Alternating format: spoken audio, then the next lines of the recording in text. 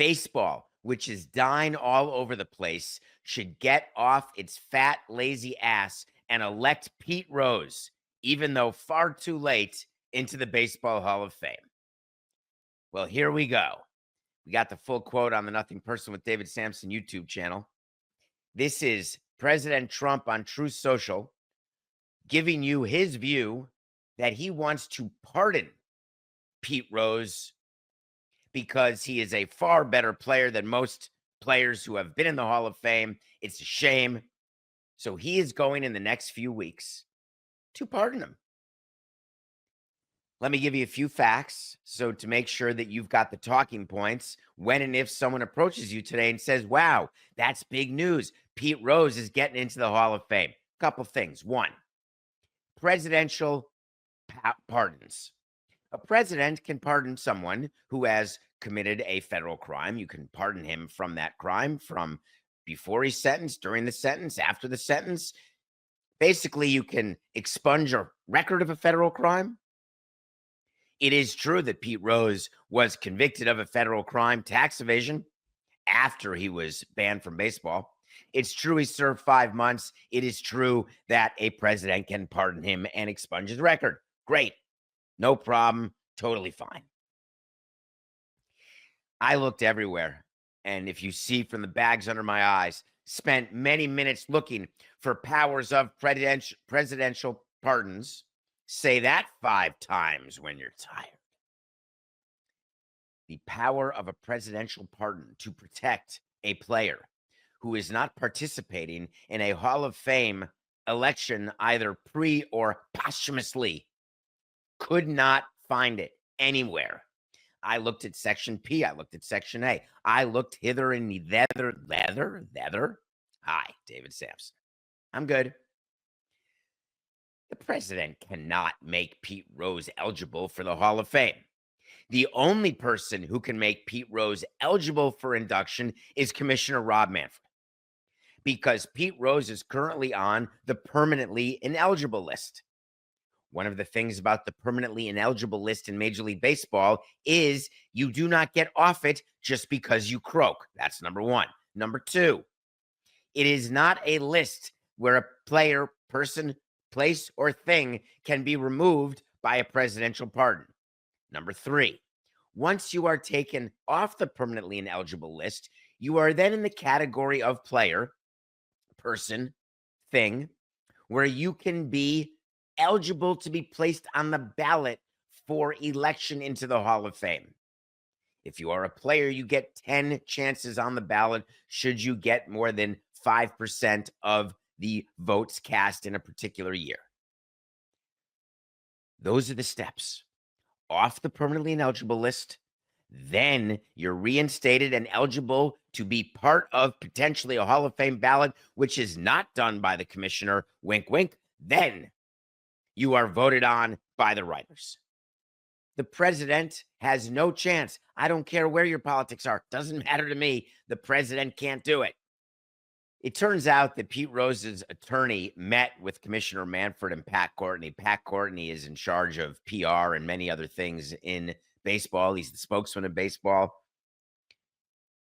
You walk in, and it's a Tuesday when Pete Rose or one of his representatives has filed for reinstatement.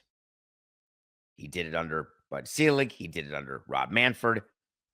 We spent a lot of time talking about this issue before Rob became commissioner. We spent time talking about it after Rob became commissioner. And it was always, let's really consider taking him off the permanently ineligible list and then leave it in the hands of the writers.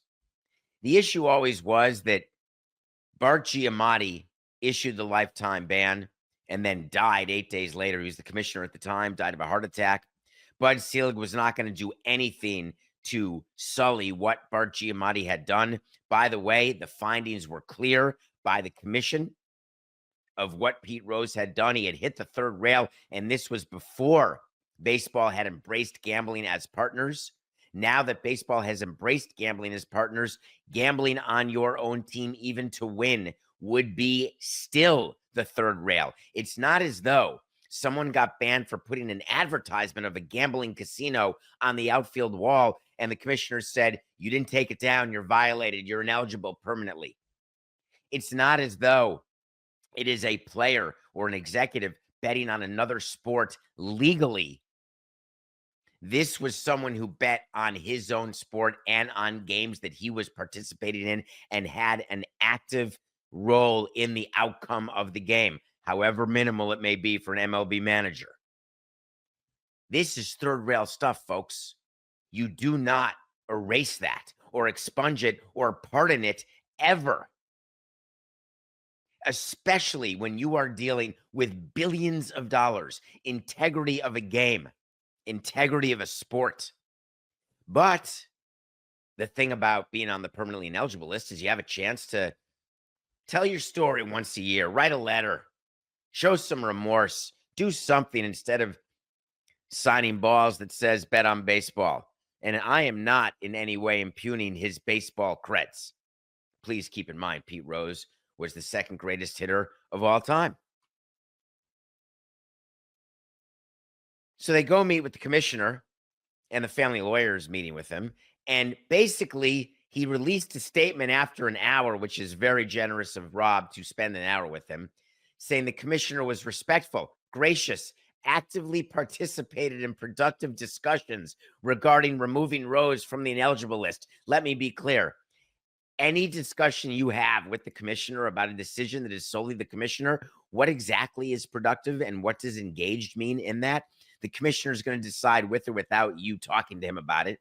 It's not like you're going to come up with a point that he didn't think of. Oh, I forgot he's dead. Had never occurred to me to think that one through.